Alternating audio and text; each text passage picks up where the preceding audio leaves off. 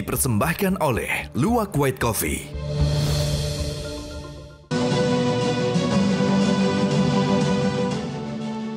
Selamat malam para pemirsa, ketemu lagi di Hot Room dengan saya, Hotman Paris.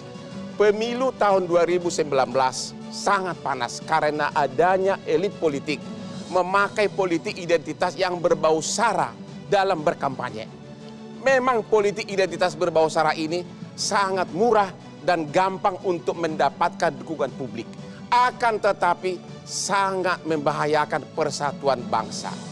Bagaimana dengan pemilu tahun 2024, terutama dalam Pilpres? Apakah ada dalam perundang-undangan kita yang memberikan sanksi tegas kepada calon presiden yang memakai politik identitas? Dan apakah Bawaslu dan KPU mempunyai kewenangan untuk itu? Inilah Hot Room, polemik politik identitas.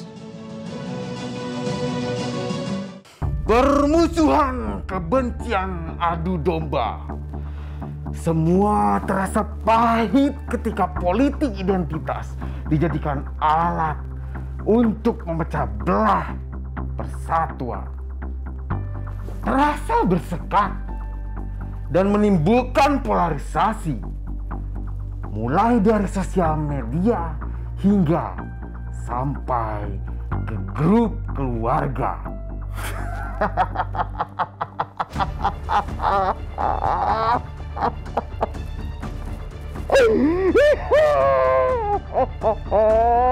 Sedih, sungguh sedih. Jurang polarisasi semakin terasa ketika pemilu 2014 dan mencapai palung terdalam di 2017. Namun sayang, sungguh disayangkan, riuh perdebatan seperti tak pernah hilang hingga saat ini. Pemilu yang sejatinya merupakan pesta demokrasi dirusak oleh oknum-oknum yang dengan sengaja menggunakan sisi gelap politik identitas yang dinilai murah meriah dan efektif untuk menggerus lawan-lawan. Tapi sampai kapan seperti ini? Bapak-bapak,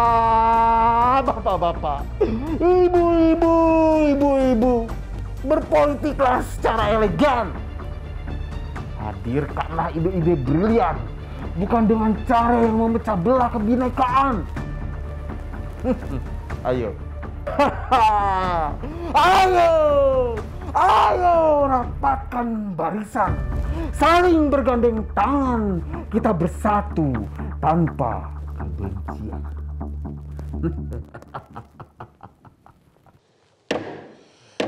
Untuk membahas topik ini, malam ini telah hadir di tengah-tengah kita. Yang pertama, Bapak Hasyim Asyhari, Ketua Komisi Pemilihan Umum RI KPU. Selamat malam, Bapak. Malam, Bang Hotman. Yang kedua, Ibu Loli Suhenti, anggota Bawaslu RI. Selamat malam, Bu Cantik. Malam. Yang ketiga, Bapak San Mustafa, Wakil Ketua Komisi 2 DPR RI, fraksi Nasdem. Selamat malam, Bapak. Sebelah kiri saya, Ibu Titi Anggraini, anggota Dewan Pembina Perludem. Malam, Bu. Malam, Bang Hotman. Berikutnya, Bapak Ray Rangkuti, Direktur Lingkar Madani Indonesia. Selamat malam, Bapak. Selamat malam. Kebiasaan Hotman, makanya Hotman sukses dalam setiap debat adalah minum kopi dulu. Sedap. Otaknya lancar. Kayaknya harus kita ikuti. Aduh, mantap. Oke. Mantap. Sebelum kita tanya kepada Pak Hasyim, kita lihat dulu grafis berikut ini. Inilah sanksi hukum yang mengatur politik identitas. Ya, inilah jenis-jenis larangannya, ya, berbau sara dan sebagainya, ya. Menghina agama, suku, ras, golongan, calon dan peserta lainnya, menghasut, mengadu domba perorangan ataupun masyarakat. Inilah inti dari politik identitas yang berbau sara, ya. Mengancam, melakukan kekerasan, menganjurkan penggunaan kekerasan dan sebagainya. Inilah inti dari politik identitas yang berbau sara dan kekerasan dan ancaman. Sanksi pidananya adalah kepada pelaksana kampanye DPR, DPD, DPRD dan DPRD bisa dicabut keanggotaannya. Ya. Salah satu sanksinya. Pertanyaannya adalah ada pembatalan calon nama DPR, DPD, DPRD. Anehnya di undang-undang ini tidak ada pembatalan calon presiden. Jadi kalau calon presiden melakukan politik identitas, praktis tidak ada sanksi untuk pencopotannya. Tapi memang ada, kalau ini pasalnya sepertinya berlaku untuk semua calon. Ya, penjara paling lama 2 tahun. Tapi dendanya terlalu sedikit, cuma 24 juta. Pertanyaan pertama kepada Pak Hasim. Dari mulai tahun 2014, 2017, 2019, politik identitas selalu terjadi di mana-mana. Bagaimana kesiapan KPU dalam mengatasi ini? Jadi begini Bang Hotman, yang ingin saya katakan itu supaya kita punya pemahaman yang sama bahwa pemilu pilkada itu adalah arena konflik ya, yang dianggap legal untuk meraih kekuasaan atau mempertahankan kekuasaan. Ya. Sehingga dengan begitu kita memahami bahwa dalam pemilu, dalam pilkada pasti ada konflik. Ya. Yang tidak boleh itu adalah menggunakan kekerasan sebagai instrumen dalam meraih kekuasaan atau mempertahankan kekuasaan. Nah, kekerasan itu bisa 2 bentuk, kekerasan fisik maupun kekerasan verbal ya. Nah, dalam topik yang dibahas Bang Hotman ini, sebagaimana ditayangkan tadi, larangan-larangan itu termasuk bagian dari kekerasan verbal, menghina orang, mempersoalkan etnisitas, agama dan segala macam itu.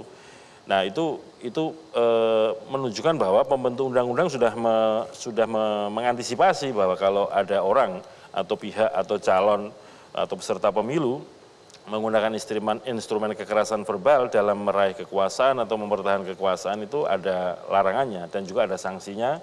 Selain sanksi pidana ada sanksi administratif berupa dibatalkan sebagai calon. Tapi memang sebatas ini sebagaimana disebutkan Bang Hotman tadi untuk calon anggota DPR, DPD, DPR di provinsi, kabupaten, kota. Mohon dipertegas Pak, kalau tadi kan DPRD, DPR bisa dicopot pencalonannya.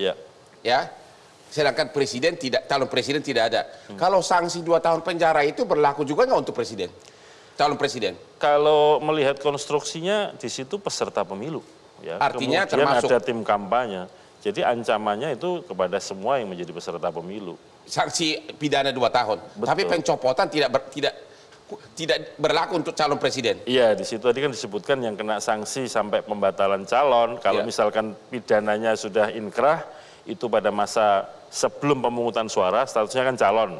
Kalau sudah pemungutan suara, sudah punya suara, sangat mungkin jadi calon terpilih, itu dapat dibatalkan, tapi khusus untuk yang anggota legislatif tadi itu. Anggota legislatif bisa dicopot, nunggu proses pengadilan, atau KPU langsung berhak mencopot pencalonannya? Harus proses pengadilan dulu, karena kan kita negara hukum. Apakah kemudian seseorang betul-betul telah melakukan pelanggaran pidana itu tadi, kekerasan verbal tadi, kalau terbukti, pertanyaannya kan apa buktinya? Ya putusan pengadilan yang paling tepat. Proses pidana ini berlaku hukum acara yang biasa di pengadilan? Tidak, ada hukum acara pidana pemilu khusus ya. Karena untuk pidana pemilu itu pintunya pertama lewat Mbak Loli nih di Bawaslu.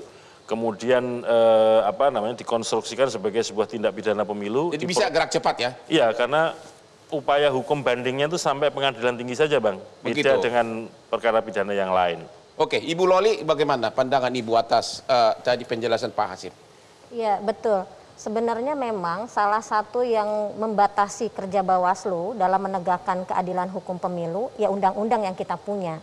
Jadi, apa yang dibatasi, kenapa? Karena memang Bawaslu bekerja berdasarkan undang-undang, berdasarkan regulasi. Nah, dalam konteks yang kita diskusikan malam ini, memang untuk penanganan tindak pidana pemilu, itu kami tidak sendiri. Kami bersama dengan teman-teman kejaksaan dan kepolisian melalui sentra Gakumdu, kemudian berproses dia. Waktu yang kami miliki juga sangat terbatas. Kami hanya punya waktu 14 hari untuk menyatakan semua proses ini sudah berjalan. Nah, memang batasan-batasan semacam ini menuntut Bawaslu beserta sentra Gakumdu itu untuk sangat cepat mengambil putusan, tetapi tidak boleh mengabaikan kehati-hatian karena kita mempertaruhkan keadilan orang lain. Dan harus menunggu putusan pengadilan. Nanti orang bisa melakukan prosesnya kan begitu selesai di Bawaslu, maka dia akan berproses ke pengadilan. nanti putusan inkrah inilah yang akan digunakan untuk mencopot. Betul, KPU untuk menindaklanjutinya. Itu kan prosesnya nanti secara administrasi. Artinya tanpa putusan pengadilan calon legislatif tidak bisa dicopot pencalonannya. Betul. Bagaimana dengan presiden? Nah, dengan presiden, norma kita di dalam Undang-Undang 7 2017 memang tidak bicara soal Tidak ini. diatur. Tidak diatur. Jadi ya kita akan seperti tadi pasal 521, maka sanksi 2 tahun dengan denda 24 juta itulah yang menjadi ruang, karena itu berlaku untuk pelaksana peserta termasuk pemilu. juga Artinya bahwa untuk mencopot calon presiden harus ada putusan pengadilan yang bersifat inkrah. Masalahnya norma undang-undang kita belum bicara soal diskualifikasi calon presiden. Ini yang menjadi PR, kira-kira ke depan akan dibuat formula seperti apa. Oke, kita istirahat dulu, kita akan nanya nanti ke DPR kita. Ketemu lagi.